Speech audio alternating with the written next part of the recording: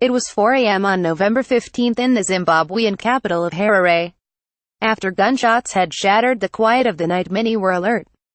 Troops commanded by Constantino Chiwenga, the head of the armed forces, had rumbled into the city and quietly surrounded the main camps of the police, Presidential Guard and Secret Service. President Robert Mugabe was confined to the Blue Roof, his mansion on Harare's outskirts. Some loyalists were arrested. Zimbabweans, a televised address to the nation by President Robert Mugabe at a bar in downtown Harare on November 19, Zimbabwe Defense Forces spokesman Major General Sibusiso Moyo took the newsreader's seat at the Zimbabwe Broadcasting Corp. He explained that the military was intervening to rein in criminals surrounding President Robert Mugabe. He wished to make it abundantly clear that this is not a military takeover, he said. That statement revealed the plot as Achilles' heel in their effort to unseat Zimbabwe's ruler of 37 years. Because the military didn't want the action to appear to be a coup, it took 6 more days to get Mugabe out of office.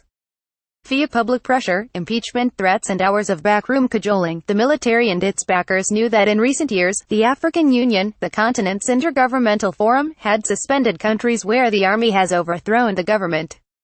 Just as important, perhaps, 93-year-old Mugabe had helped lead Zimbabwe to independence in 1980 and was still a revered figure, particularly within his party. Even after he had run the economy into the ground and ordered brutal crackdowns on his own population. That hesitance gave Mugabe, a master tactician, leverage. In the days that followed, he had an emotional breakdown, gave a cryptic speech disputing the army was in charge and even presided over a university graduation ceremony, all as his opponents despaired in the world ed. This is the story of those days. Events started to spiral out of control on November 6, when Mugabe favored his wife, Grace, 52, after a years-long succession battle. He fired her rival, Vice President Emmerson Mnangagwa, and brought a power struggle between two factions in the ruling party, the Zimbabwe African National Union Patriotic Front, to a head. Mnangagwa, 75, had served in Mugabe's cabinet for much of the time since independence in 1980.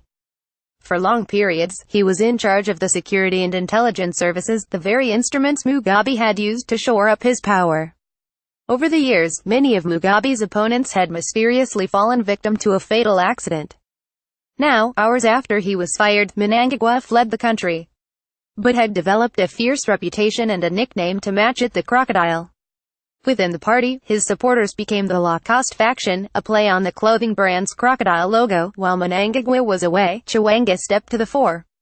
He informed U.S. and Chinese officials of his intentions to force Mugabe to step down, according to people familiar with the matter. On November 13, Chiwenga told reporters, the current purging, which is clearly targeting members of the party with liberation backgrounds, must stop forthwith. The next night, he struck. While soldiers and tanks controlled the streets, Mugabe and the generals negotiated in his suburban home. On November 15, Guinean President Alpha Condé, currently the head of the O, said he condemns in the strongest terms what appears to be a coup d'état, a clear warning the military would need to be careful in how it proceeded. South African government ministers flew in to negotiate with Mugabe and Chiwenga, leaving with the impasse unresolved.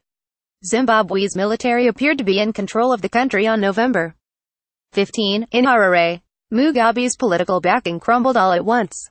On November 15, the Zimbabwe War Veterans Association, which serves as a sort of mouthpiece for senior people in the army, called for Mugabe to be removed. Mugabe and Chiwenga, both Catholics, chose Jesuit priest Fidelis Mukanori to mediate between them. As the talks dragged on November 18, thousands of people flooded Harare's city center to send a message to the man who had gone from liberation hero to ruthless despot. They cheered Chiwenga, swarmed the tanks and took selfies with the soldiers. With typically Zimbabwean humor, at least one poster had a clear message for Grace: leadership is not duly transmitted. This is it. He must go, said Ronald Mupfumi, a 29-year-old unemployed graduate who joined the throng in Harare's streets. These guys made us suffer for a long time. At times during the talks, Mugabe's emotions got the better of him. He had always been alive to potential threats to his power, but he was now stunned by the ease with which he had been captured. At times he broke down, calling for his first wife, Sally, who died of cancer in 1992, and his son Namajanyika, who died aged 3 from cerebral malaria in 1966. According to people with knowledge of the matter, the Jesuit priest assisting him during the discussions had to remind Mugabe to eat and bathe, they said. Grace, a bold public presence over the last few years, was out of sight. On November 19. The shifting balance of power flipped the ruling party, which had only just endorsed Mugabe's dismissal of Mnangagwa.